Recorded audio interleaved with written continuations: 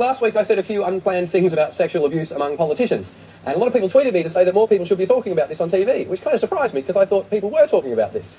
I think you're all followed by very different people to me. Because most of the tweets I get are like asking if I've put on weight or got guy liner on. And the politicians. The answer to the first is yes, and to the second no. Well, turns out people are talking about this on TV, so I will in a segment I like to call You Say Pedo, I Say Pedo. You say pedo, I say pedo. Right. That is catchy, isn't it?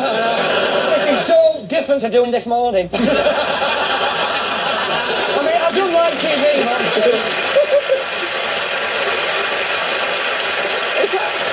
Is that where he keeps telling us there's no paedophiles in Australia? There's just loads of pedophiles. Oh, what I was saying, I hadn't realised.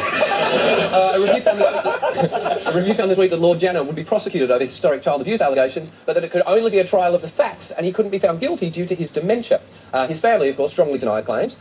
He's been declared unfit to face court because of the dementia, but in the period in which he has been deemed unfit to appear in court, he has voted in the House of Lords 200 times, although 180 of them have been for the same bill.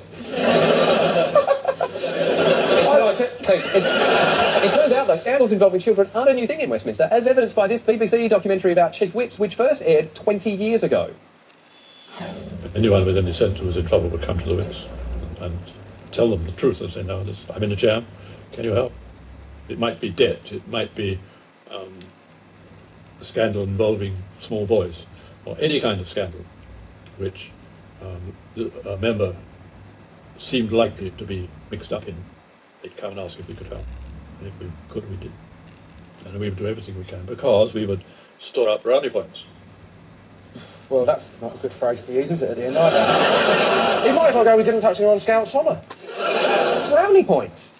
You're storing up brownie points? If you cover up child abuse just to get a few extra votes in Parliament, you're abusing that child as well. Is this how Parliament works? Let's screw the poor. I don't want to screw the poor. You screwed a child. Let's screw the poor. It's like an immoral version of the hecklers on the Muppet Show. And that's the first and probably last ever episode of You say pedo, I say pedo.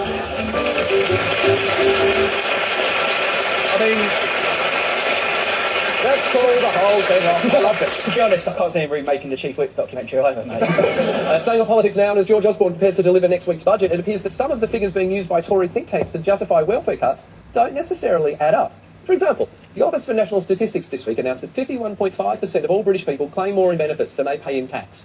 Now, that makes it sound like the majority of British people are scrounging off the state, until you realise the 51.5% includes retired people who claim the pension, as well as children.